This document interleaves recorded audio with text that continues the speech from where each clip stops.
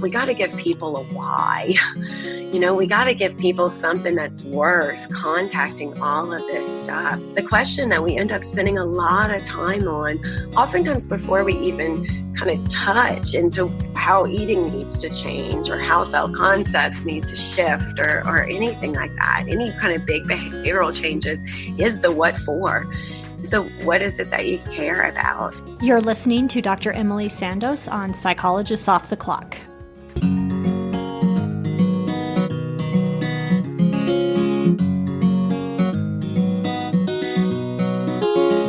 Curious what psychologists chat about over coffee? We are three clinical psychologists who love to discuss the best ideas from psychology. I'm Dr. Diana Hill, practicing in Seaside, Santa Barbara, California. I'm Dr. Debbie Sorensen, practicing in Mile High, Denver, Colorado. And from coast to coast, I'm Dr. Yael Schoenbrunn, a Boston-based clinical psychologist and assistant professor at Brown University. In this podcast, we explore the psychological principles that we use in our clinical work. And we bring you ideas from psychology that can help you flourish in your work, parenting, relationships, and health. Thank you for listening to Psychologists Off the Clock.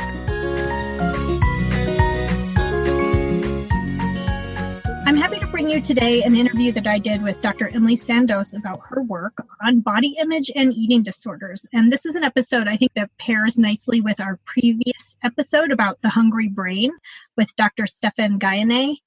These two episodes, I think, are a little bit different in their focus, but they're similar in the sense that they both look at psychological processes that underlie eating and body-related behavior and thinking. And so last week we were talking about the brain processes that are involved in overeating. And this week, Dr. Sandoz is talking to us about the painful thoughts and emotions that can come up related to our bodies, and how for some people those thoughts and emotions can really lead us into some unhelpful eating patterns and behavior. Sometimes it might be overly rigid about eating or eating too much, or really centering our life a bit too much on that sort of preoccupation we can get into with our body. Well, and when I was listening to your episode, I also been reading my monthly APA monitor.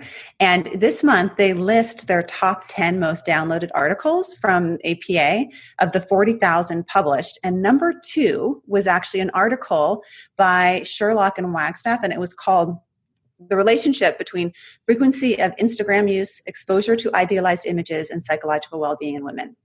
And what this article found was that there was an association between the amount of Instagram use that you have and depressive symptoms, lower self-esteem, and more general physical appearance anxiety, as well as body dissatisfaction, which I think makes sense, right? Of course, it's an association, not causation. So it could be that you're more dissatisfied with your body, so you go on Instagram more.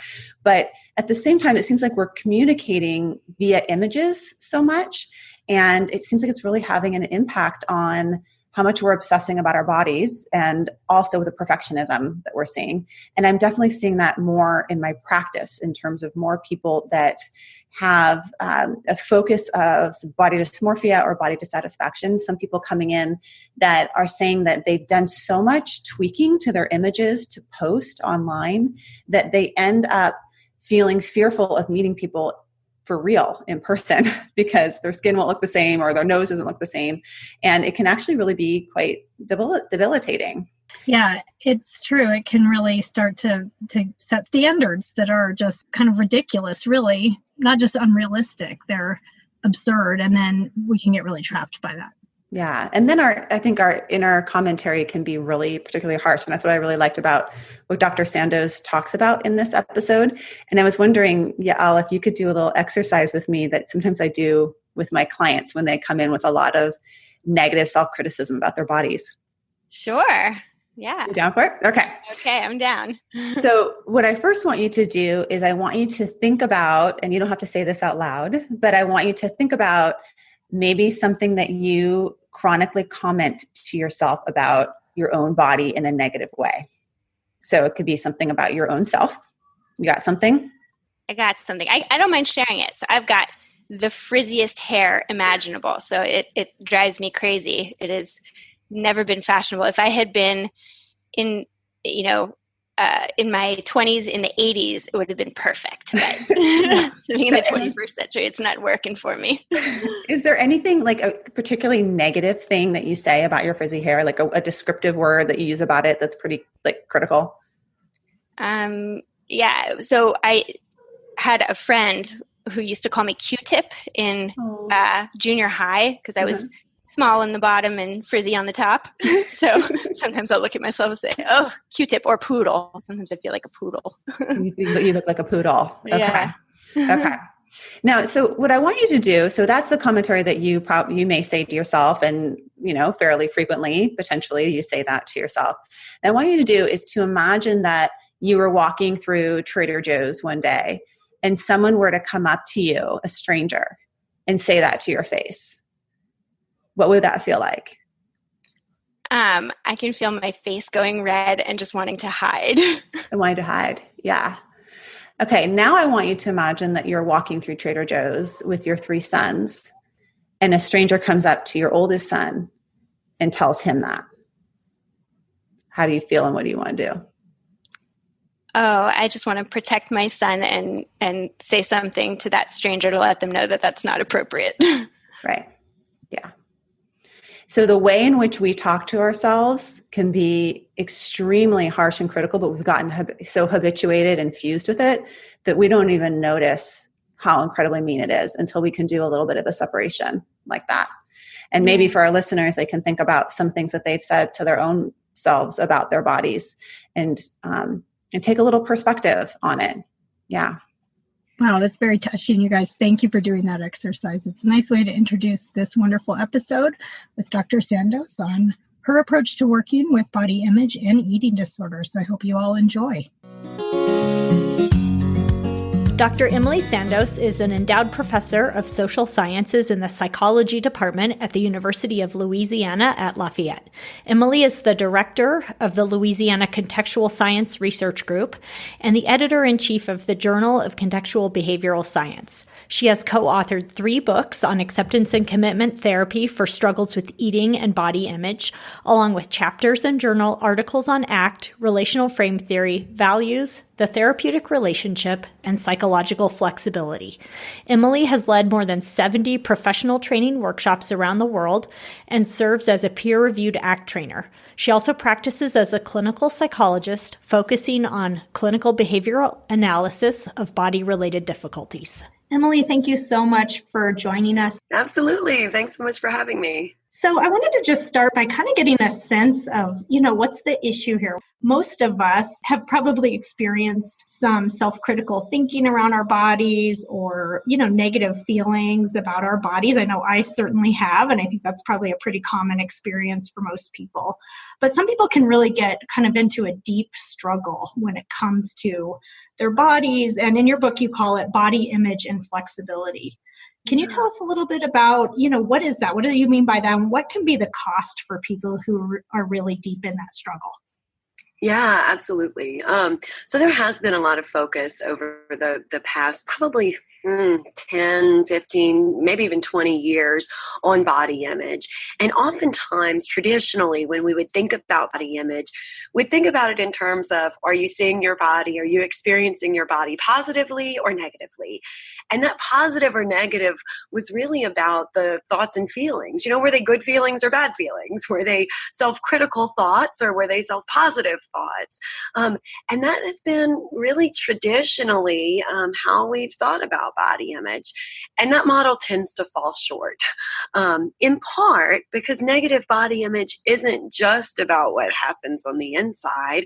You mentioned cost. It's also about how we respond to those thoughts and feelings. So gradually that idea of negative body image being just a self-critical thought like, oh, I'm so gross, my skin is so ugly, or I'm so fat, or a bad feeling that I might get when I look in the mirror or have to dress up and get in front of people. Instead of just stopping there, we started to understand that there are all these problematic ways that people respond to that. So when I have that thought, oh, I can't get up in front of all these people, do I end up skipping class? Do I end up spending an hour and a half in the mirror? Do I end up, avoiding physical contact because I don't want anybody to feel the bulges in my body or to touch the imperfections in my skin? So gradually that idea of negative body image started to expand to include how invested we felt in our body. We call that body image investment or body image avoidance. Are we avoiding important things in our life to manage those negative thoughts and feelings? And over time, what I sort of was wanting to kind of bring to the field is the idea that maybe that's what's most important.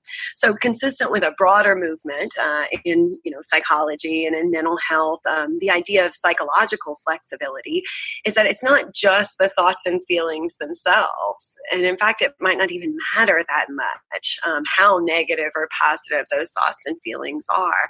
What really matters most is how we respond to them, how invested we get in them, how much we allow them to take over when they come up, how much they dominate our attention, our awareness, our experience, and our behavior.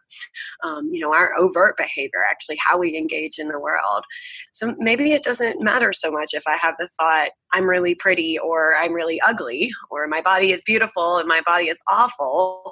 Maybe what matters most is if when that comes up, I'm able to live my life the most effectively and meaningfully as I can.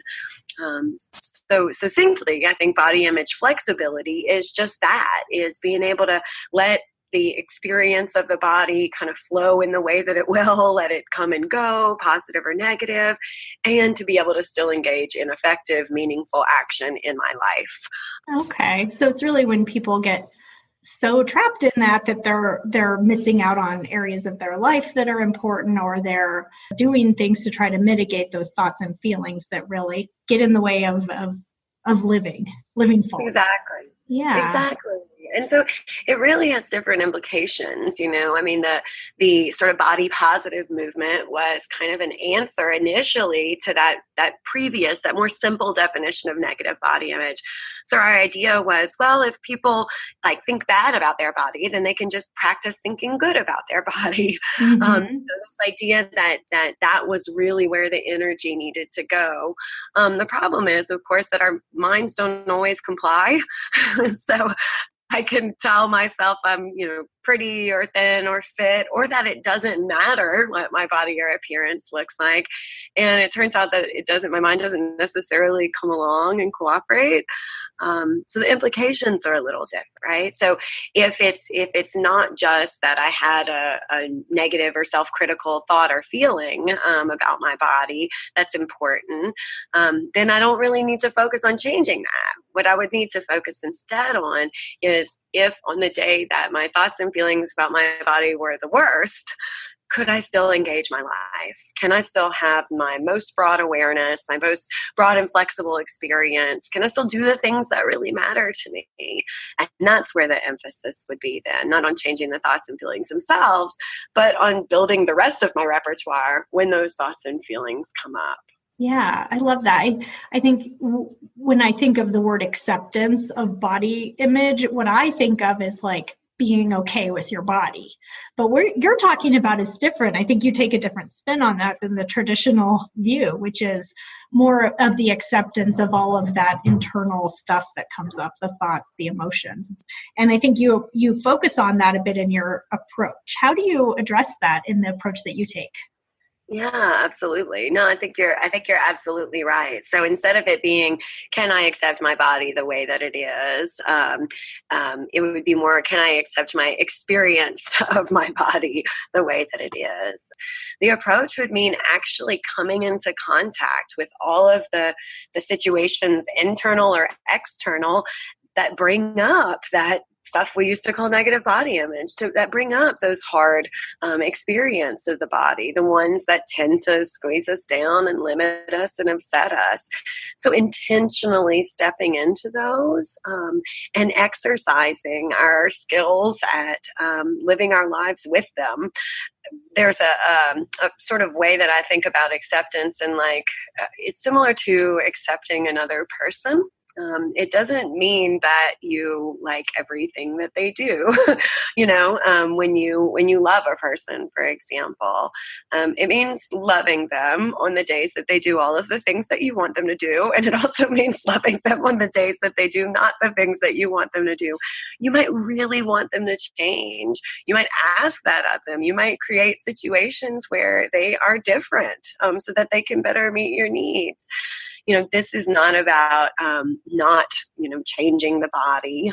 It's about recognizing the difference between changing the body and changing our experience of the body, or changing our lives and changing the experience of the body. So it might involve people interacting with their body, like seeking different changes to the body. That might be part of it for them, but it's not to change their experience of it. What we recognize is that, turns out people can lose lots of weight, people can get tons of plastic surgery, people can fundamentally change the way that they dress or groom themselves. And those thoughts and feelings tend to hang on. Like once that's your stuff, it kind of is just your stuff. So instead, we want to bring that stuff up and make it to where you can handle it differently. Along those lines of trying to make changes to one's body, I think often people genuinely come from a place of caring about their health and wanting to do, healthy eating and that kind of thing. And they can become so overly concerned with their health that they can actually get into some unhelpful or rigid patterns around eating, and that can contribute to some of these body image issues. What are your thoughts about that? Right, absolutely. Well, and it's an important question because a lot of times people, especially these days, especially in the last 5 or 10 years, people can find their way to these rigidities via health concerns, so often trying to keep up with the latest diet, take the advice of what's the best way to stay fit, what's the best way to reduce inflammation, what's the best way to cope with aging. I mean, whatever it is, we're sort of constantly attacked by all of this information coming at us. And a lot of times folks start with a really kind of genuine and I think pure and well-intentioned effort to just wanting to be healthy. Like I said, especially recently. And what ends up happening, though, is that becomes like a proxy for being good, for being worthy, for being okay in the world, for just being good enough. And so we can retain the important parts of it, the desire to be healthy, the meaning that's around health, without it kind of standing in for everything else. So our goal then would be, can you be a full dynamic person where there are many proxies for your health? Can we be aware of many ways that you could be healthy and that we could assess that health, that you could assess it in a moment-to-moment way? How healthy am I feeling right now? That maybe has nothing to do with, how tight your pants feel or what you look like in the mirror. So expanding that relationship with the body might be one way, just the sensory relationship, to not focus just on appearance if that's where the concerns lie, to expand our experience of eating healthfully, without it being focused just on whether it's calories or carbs or paleo or whatever the rules are. So moving people from more rigid and limited ways of experiencing themselves, their bodies, their foods, situations where there are foods. I mean, any place where there's that rigidity, we want to expand it and make it more flexible. So make it broader and more flexible. And that's in all those domains. So it might be things like, I teach people to pay attention to their body. We don't start there because a lot of times that's really super challenging. We might start with paying attention to other stuff like sounds in the room or things that they see around them, and gradually move that broadening of awareness, that skill of being able to pause and broaden awareness, gradually moving that internally. So can I be aware of the different sensations in my body, which is a really kind of dangerous thing if it's something that you struggle with, if you struggle with body image stuff. same kind of model that we would apply to your way of thinking about health. So can we take this very limited, very rigid, narrow way of thinking about health and expand it out? Can we broaden it out to where in the moment that you're making food selections, or that you're actually experiencing different tastes of food, can we broaden that out and vary it out? Can we come to build your noticing of different textures, your noticing of different flavors? These are all things that at the extreme end of eating or body image issues, they start to drop out. That's aversive. It feels dangerous. There's lots of different flavors all mixed together. If there's lots of different textures, then it's hard for me to know if there might be something scary or bad for me in there. So starting just by building that variability is really the nature of my work. There's a big emphasis on monitoring. And so there's some practical things that make sense if you're having trouble being rigid about your diet in ways that are good for you. If you're having trouble, maintaining a particular exercise pattern or something like that. So things like Fitbits or keeping food diaries. I mean, these are all things that people might suggest as positive if we're kind of behaving erratically and in an unstructured way. For a lot of the people I work with, it's like, throw away the Fitbit, throw away the scale, get rid of the food diary. We're not going to be writing down everything that you eat, in part because it's that degree of control and rigidity that plays into all this. So I want my clients to get to a point where they can take a bite of something and enjoy it and experience it without being fully sure what all is in it. It seems like a small thing, but for many of them, it's a really big deal. Yeah, that can be a huge step, I think. And just that idea that you're really trying to look at other aspects of the self and kind of try on new behaviors. Because I do think that's that inflexibility bit, is when people get so locked into a certain, something they're fixated on, or a certain behavior pattern that sort of takes over. And the other parts of the self, are just nowhere to be found.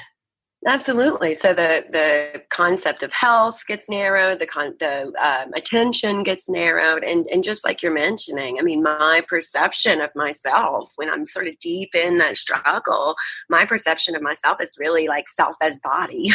It almost becomes a no self. I mean, I am, if I, perform something badly, if I get any kind of negative feedback, I'm just kind of wake up on the wrong side of the bed, if I'm kind of getting sick, all of those experiences where I could, in a healthy place, say, well, maybe work is starting to stress me out, or maybe I, shouldn't take this way to work anymore, or, maybe I need to drive less or sleep more, or whatever that could give me meaningful information about what's going on.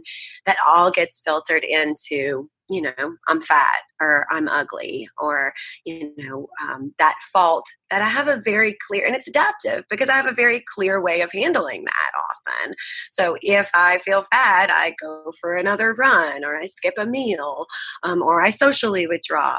It comes to stand in for any difficulty or any self-related concern, any other related concern, really almost everything. At the most extreme versions, it can come to stand in for almost everything. And it makes the world orderly. I have these very clear solutions. If my goal is to lose weight, here is the thing to do. If my goal is to have pretty skin, here's the thing to do. It kind of simplifies the world, and oftentimes makes a life that isn't really worth living for a lot of folks. So yeah. It takes away everything that's really important, I think, to begin with. Yeah, not only that, it doesn't really truly work because you're never going to quite get there, right? I mean, that struggle's going to persist. Even if you do X, Y, Z, sometimes it just digs us in much deeper. You also take that more acceptance, mindfulness-based approach. Your work is really heavily rooted in acceptance and commitment therapy. In working with eating disorders and problematic eating behaviors, what does that approach add to working with eating disorders that's unique? I think the big contribution there is that the struggle with eating disorders has always been, at least in my impression, the struggle with eating disorders has always been that there's not a sense oftentimes, especially at in the extreme levels, when folks are more chronic, on the more chronic end or more extreme end, there is not a sense of anything that they are working for. There's a common impression that people are sort of, that it's a vain sort of disorder, that people are like seeking beauty and that's what's most important, but phenomenologically, and, when I'm sitting with folks that are in this situation, when I'm, reflecting on my own struggles or those of people around me, it's not about going after something that you want. It's about running away at breakneck speed from these things that you don't want, and so the thing that I think that ACT really has added to the eating disorder field, and it's sort of diffused into some other approaches as well by now, is this idea of we got to give people a why. We got to give people something that's worth contacting all of this stuff. It's not about, saying a little bit earlier, it's not about, am I willing to gain another pound? Gaining another pound means all of these other things. It means I'm out of control. It means that my life isn't sustainable. It means that, other people might interact with me differently. It has all these social threats that come with it. Embedded in that one more pound or that, extra meal or whatever it is all of this other stuff. And people have to have a reason to do that terribly difficult work. If I'm willing to die for this, I'm willing to die to get away from how bad it feels to not be fully in my eating disorder, then we got to find something that's that important, that is that meaningful or that significant. That's the question that I end up asking people. I've gone and done workshops with folks that are inpatient or certainly in my private practice.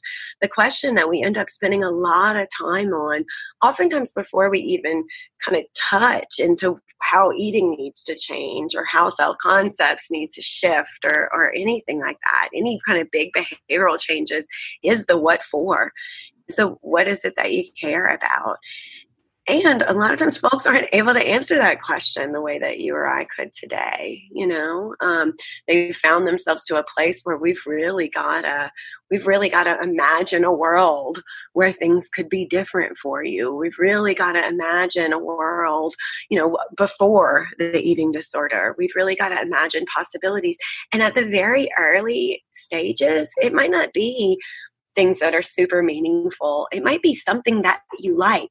Can you say out loud that you like something and then go and seek it out?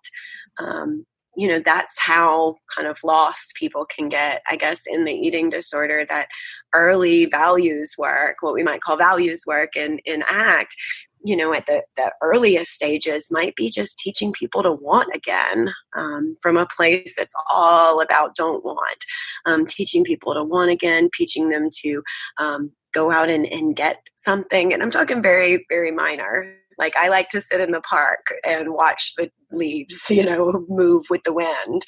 I mean, that might not be my ultimate value in life. But for a lot of folks that are struggling with eating disorders, that would be an expansion from where they're at. That would loosen up some rigidity and loosen up some control. So I think that's the first thing that that ACT brings to the eating disorder treatment. And like I said, and it's evident that it's sort of diffusing into some of the other CBT traditions, some of the other CBT approaches, is this idea that we got to know what people are going to work for, what's going to be worth coming into contact with all of this stuff that the eating disorder is protecting them from, because it does have a function. I mean, it doesn't work long-term for thriving, but it's keeping folks doing stuff, and it's keeping them away from the things that are hard for them, in this really kind of twisted, toxic way. Well, and I think what you're speaking to, that old metaphor from ACT about how values and pain are two sides of the same coin, right? Is that often people have really lost contact with the important things in their life. And what's really going on there, if you dig into it, is the pain, and that they really, they have to be willing for some of that pain to show up in order Absolutely. to change. Yeah. Absolutely. And the value stuff sort of, dignifies that. This is going to be hard work that we're going to do. One of the challenges I think always that comes up around eating disorders is that it is physically dangerous. And for clinicians or family members or loved ones or anyone else that's kind of interacting with and loving the individual with the disordered eating issue, is this sort of, your pain, but also you're going to die. If you don't do something different, like you could physically harm yourself in really serious ways. And that makes that slow moving work around like, what do you want and what do you like, and can you even imagine if you had 10 minutes to relax or rest somewhere, like where might you seek and what might you want? That slow work around what's meaningful and can we get you wanting again, it's incredibly difficult. It's hard for family members to understand. It's hard for medical staff to understand. It's hard for some therapists to understand, because we want to jump in and say, here's the plan, you have to eat at least this much, go do it. Here's the plan. Get those negative thoughts, push them out of the way, add a positive thought, and get moving. And we just haven't been really successful, frankly, in treating eating disorders in that way. It works really well when we can put people inpatient and manage everything that they experience. Not so well when they're plopped back into their lives.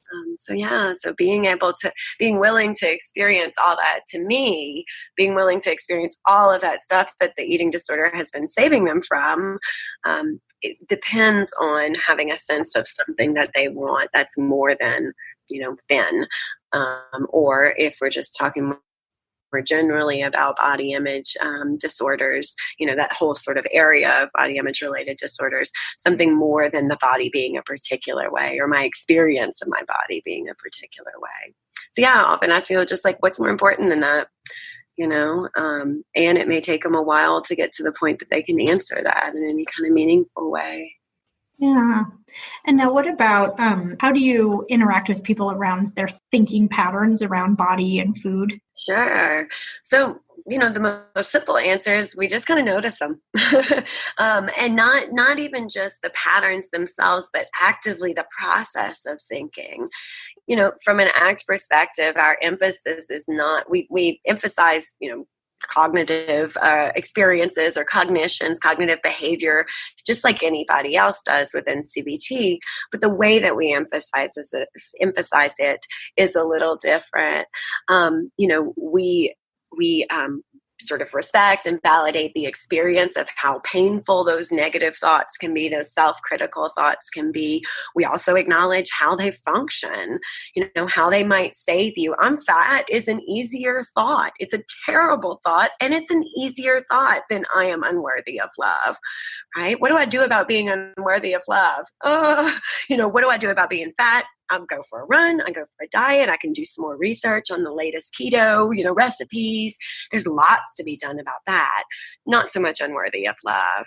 So there's an awareness, a noticing of what is the thought that tends to squeeze my world down. What are the thoughts? What are the thoughts that come with that? What are the feelings that come with that thought? And then almost a leaning in, like, is there a thought that's underneath that or a feeling that's underneath that, that's even more difficult, that this is sort of standing in for? So the most simple answer would be we notice them. We notice the thoughts. And the process of that, I think, is a process of building a skill of noticing, not just in innocuous situations, but in the most challenging situations. So we might start with something less threatening, like, can I just practice paying attention to my thinking while it's happening? Initially in a not challenging situation, or not my thoughts about a not challenging topic, like, can I just notice this cup or this pen or this weather, and see what my mind has to say about that? And then I might gradually work with people to more challenging topics, okay, what are the thoughts that show up when I look in the mirror?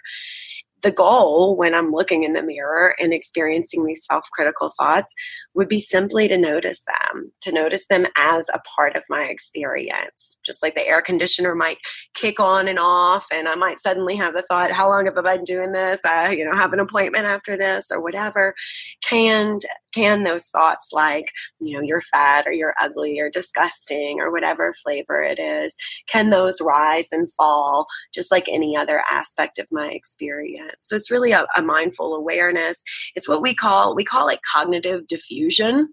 And the diffuse to me is pointing to a separation between that thought and the whole rest of my experience. So can kind of peel that apart where that one thought doesn't dominate everything in my experience, but it's just a part of it.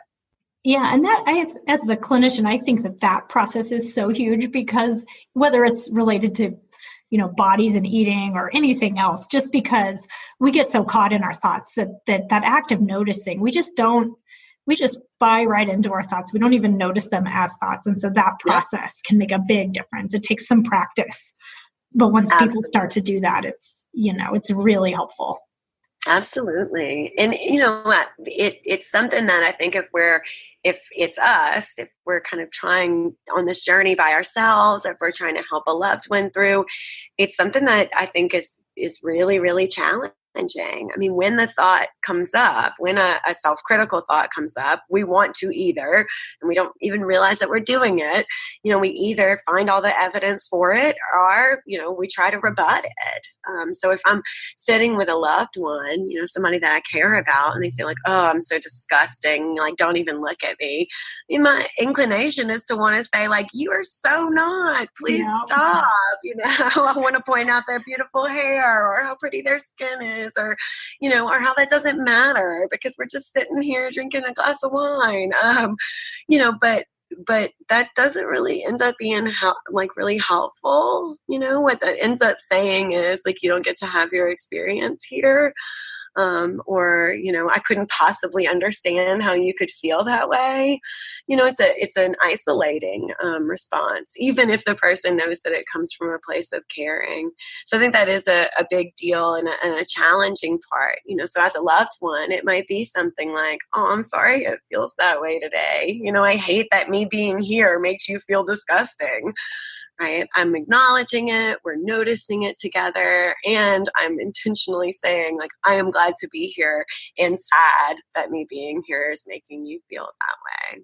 I am so glad you said that, because that happened to me recently with a friend who wants to lose a few pounds, and my immediate response was reassurance. Like, you don't need, I think it's so maybe not what the person needs.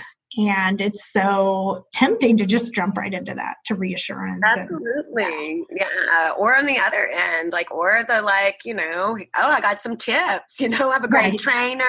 Have you tried keto or time restricted feeding? Or, it's so easy to jump in and either buy like, oh, you want to lose weight? Here we go. Let's do it. Let's take that thought as, reality. Or that isn't real.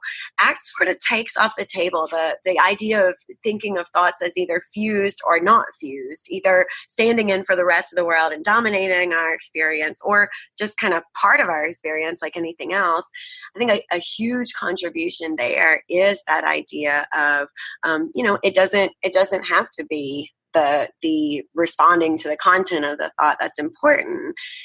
We can just decide how much we let it take over, and that can be the more important thing. I think in the contextual behavioral approach, we really look at the context. And I think all of this happens in a cultural context. I'm curious to hear your thoughts about how the cultural context around, body perfection, even things like social media, fashion magazine, what are your thoughts on that? What role that plays for people? Yeah, I mean, it's huge, Debbie. It's almost hard to isolate because it's so everywhere. And you're right. I mean, the one of the great and terrible things I think about social media are the opportunities for comparison, the opportunities for a social context on what you're experiencing at any point. So one of my mentors, and I don't want to even credit anyone because I have no idea where it came from, but I'm certain that it was one of my mentors, says all the time, we tend to compare our insides to other people's outsides. And social media is all outside. So if you need an opportunity, if you look inside and you think, I feel disgusting and gross and like people shouldn't even have to look at me, but then I look around and everybody looks well put together and confident. And, for the most part, people look not so disgusting and gross that I don't want to look at them. I'm comparing my insides to their outsides, and then wondering why I feel so alone.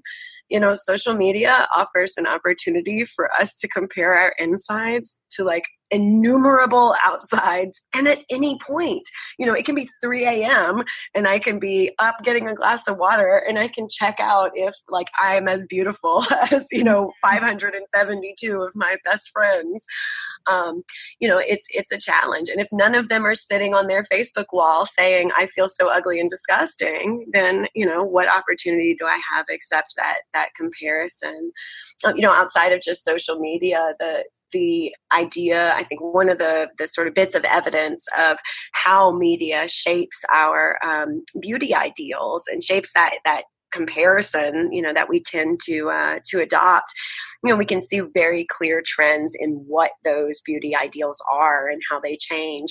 So I grew up in the 80s, Kate Moss, like Calvin Klein jeans hanging on your hips. What we used to call it kind of like heroin, heroin thin. I mean, right. Really like a sickly kind of skeletal thinness was intended as beautiful. I mean, we all know classic examples of like rotund, folks in the Middle Ages and stuff.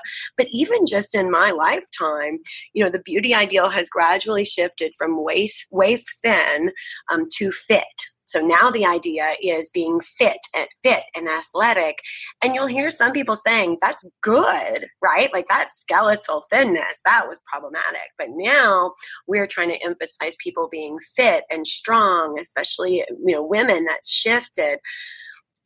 It turns out it doesn't really matter whether I'm comparing myself to, Kate Moss in 1983 or, the mom who had quadruplets and then got up and, there's no excuse or whatever with all of her quadruplets and her athletic clothes, that bodies are actually just all really different. And that comparison, that idea that there's an ideal body that anybody could approach if they just work hard enough, which is sort of the spirit of it now. It used to be anybody can be as thin as they want as long as they're just sort of willing to not indulge, as long as they're willing to kind of suffer and not indulge and not give in. That was sort of the mode previously. And today, it's really dominated by as long as you're willing to work hard enough. So as long as you're willing to work hard enough, you should be able to look a certain way and almost have the responsibility to, like as if people could look from the outside and just tell how willing you are to work, based on what your body looks like, which is, not only preposterous, but incredibly problematic for folks that are, tend to be kind of, have difficulties in this way, tend to self-assess, that they're always going to self-assess, that they are not, beautiful or adequate or acceptable looking. Yeah, there's almost a moralizing element to it too, that I think can be really problematic, of like, to be good enough, to be a good, hardworking person, you have to look a certain way or do a certain thing. And it gets into that, better than kind of deep inner core of not good enough. Absolutely. Yeah, no, absolutely. And interestingly, I think, especially on the female side, for men, it's been a more consistent, the emphasis that the ideal body type has been more consistent over time. For women, though, we see changes in gender norms that parallel this exactly, so what might have been in the early 80s, like don't indulge, you want to kind of, protect yourself from, all of these indulgences that you might want, and just sort of sacrifice this ideal. Like today it's, super mom, like you should have a full career and you should have lots of kids and no nanny or, maid or anything like that. You should be intellectual. You should have guy friends and girlfriends and be assertive, but also emotional. You sort of hear that same thing kind of filtered down into, and by the way, you should be at the gym every day, with your children and your work all at the same time. So the gender norms that are kind of reflected in media, I think we see pretty clearly in the body stuff, but the problem here is that ideal, that idea of an ideal at all, and the idea that that's even useful information in terms of health or fitness, or certainly in terms of self-worth. Yeah, it feels to people like it should be achievable. It does, right? These high standards in every domain, it's too much, and yet we feel like we're not okay if we're not reaching that.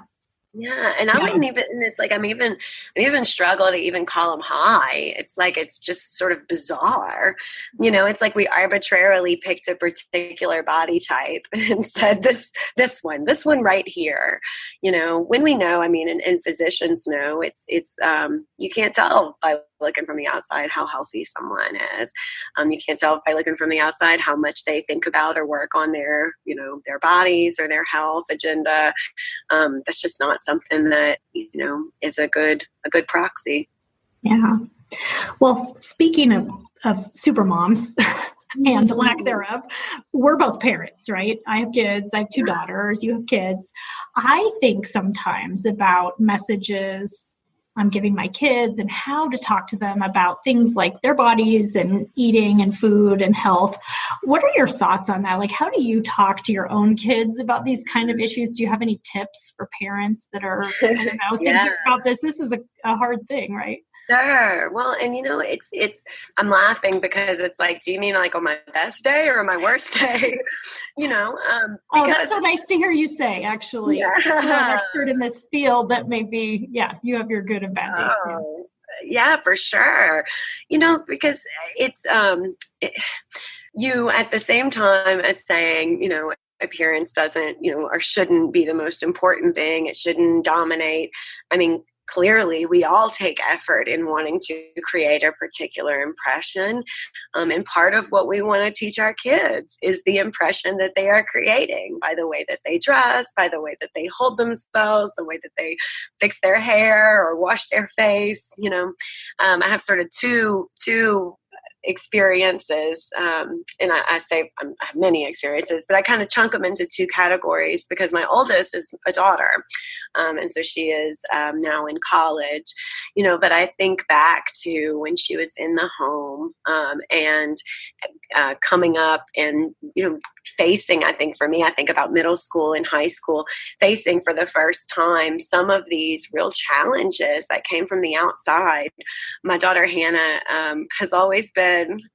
she's always been kind of late to the game on what do other people think. So, at 10, she got a jewelry, like a glasses chain, like elderly people wear for their reading glasses. So she had glasses that she needed to see all the time.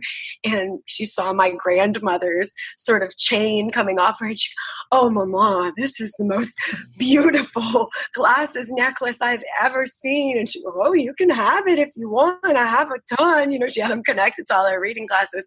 So Hannah, hooks it on her glasses. And it never occurred to her that she had never seen another kid wearing that. In middle school, at one point, she started wearing a tie and like a sock on her wrist just because she thought it was pretty.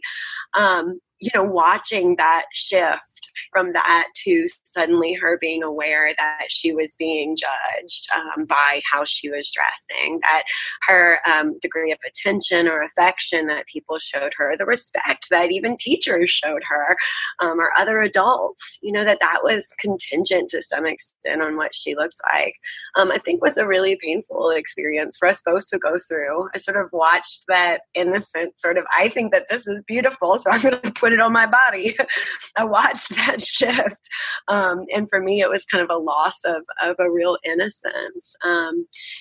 When she would, and when she does, certainly as we all do, come to me kind of with pain around her appearance or her body. What I try to do is kind of be there with her there in that experience. So at times, much to her chagrin, rather than kind of rescuing her from that, it's been sort of like, yeah, bodies feel like that sometimes, or, sometimes it really sucks to have a body. Sometimes it's really crappy that people might look at your face and decide that they know something about who you are or who you're going to be, based on what your skin looks like or the kind of makeup that you have on. So being kind of responsive when that pain comes up and kind of allying with her there and, remarking that it sucks and that that's the kind of the way that the world is. That always feels more straightforward to me than what about when there's not distress on the table? What about little lessons like, you will be judged? So Hannah also did speech and debate. And, if you're going to win, you're going to look a certain way. Your hair is going to be fixed a certain way. You're going to be well groomed. You're going to be dressed in a particular way. And that is communicating not your worth, but that you know how to play the game. And so that's the way that we kind of talk. That's one example. But also the first time she was applying for jobs or, meeting other people's parents or, any of these events where she was going to be judged, like speaking really pragmatically about those consequences. Speaking really pragmatically about what you might be communicating by the way that you dress or present yourself. Now, those are all controllable things, right? Like how you dress or how much makeup you wear, how you cut your hair. And, there are plenty of things about the way that we look or present ourselves that are not controllable. So isolating the things that are easily manipulable, that are not things about her, and walking through the very specific pragmatic consequences that are likely to occur if she makes certain choices. If you don't wear a suit to the speech tournament, you're not going to win. And that might be fine. You might not care that much about winning, but to the extent that you care about winning, you should wear a suit. And, also hinting to her that if like one of the things that really matters to her is being able to look like whatever she wants to look like and that not impact her career and that not impact her relationships, that's going to be up to her to create. Like she's going to have to find a job like academia, where I get to have half of my head shaved and also be at the top of my game here.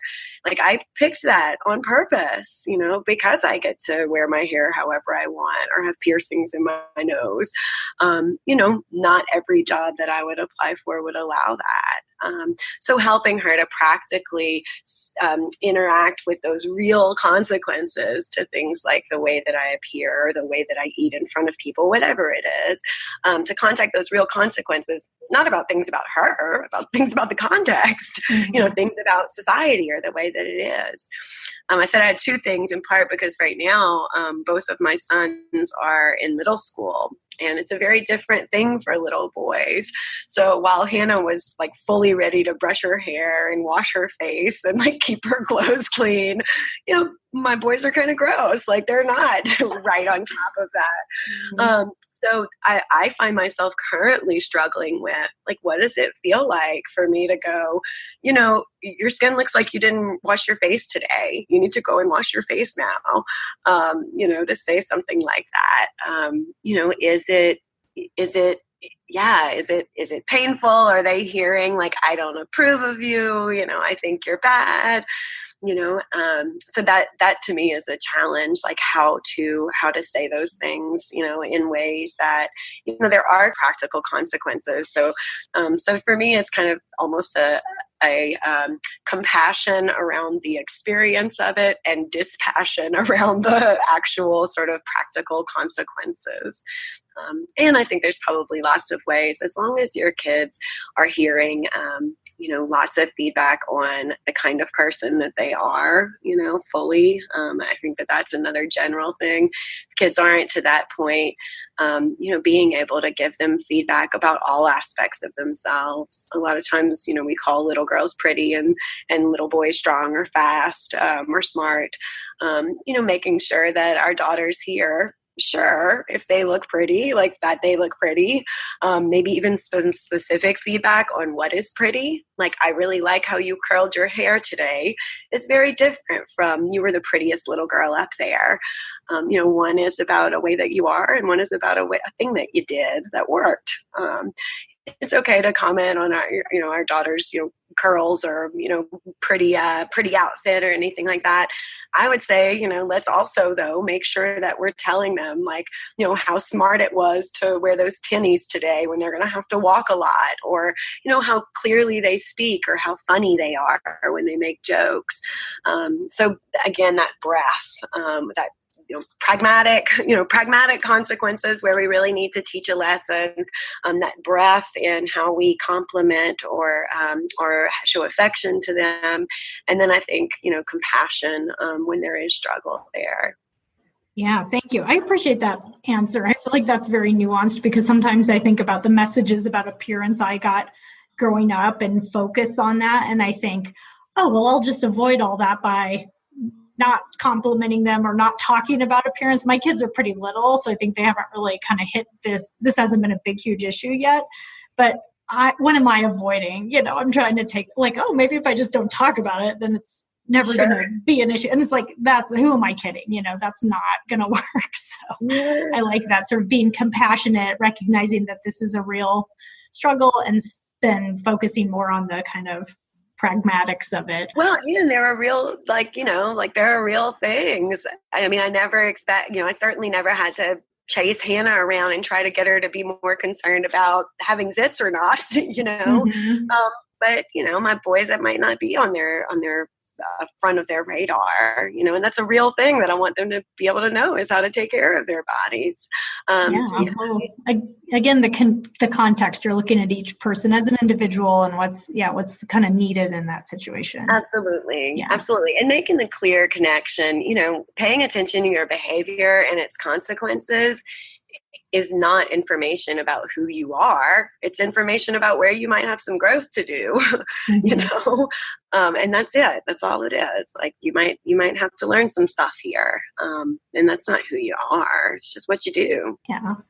Well, I have really enjoyed talking to you. You've given me a lot to think about today. I think I really appreciate the work that you're doing in this field, and what you're providing to your clients and to the world by this perspective shift on how you're approaching body image and eating behavior.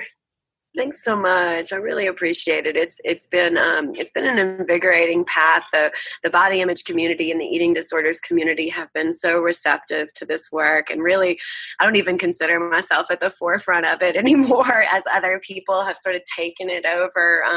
Folks like Jennifer Webb in the body image area sort of come to mind. Just have really taken this over and made it their own. So it's an exciting time, I think. Well, and along those lines, how can people learn more, or what do you recommend people do if this sparks an interest?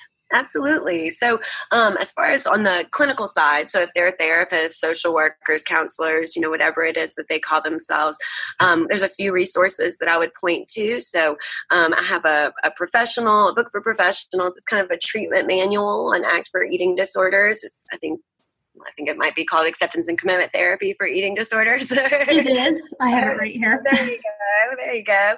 And there's a similar, I think, treatment manual on acceptance and commitment therapy for body image dissatisfaction, that's not mine, but I recommend it. It's a good book. There's also some self-help books. So a couple that I've written, and then some other folks. So my favorite, that I think is probably the broadest, and it's the most difficult probably, is Living with Your Body and Other Things You Hate. The side story that the publishers really hated that title because they felt like it was so negative. And in my experience, as I've kind of gone around my world and people have asked, well, what's your book called? people hear that title and they know exactly what I'm talking about. It can be in the bank. It can be another mom at a soccer game. And they're like, oh, I need that book.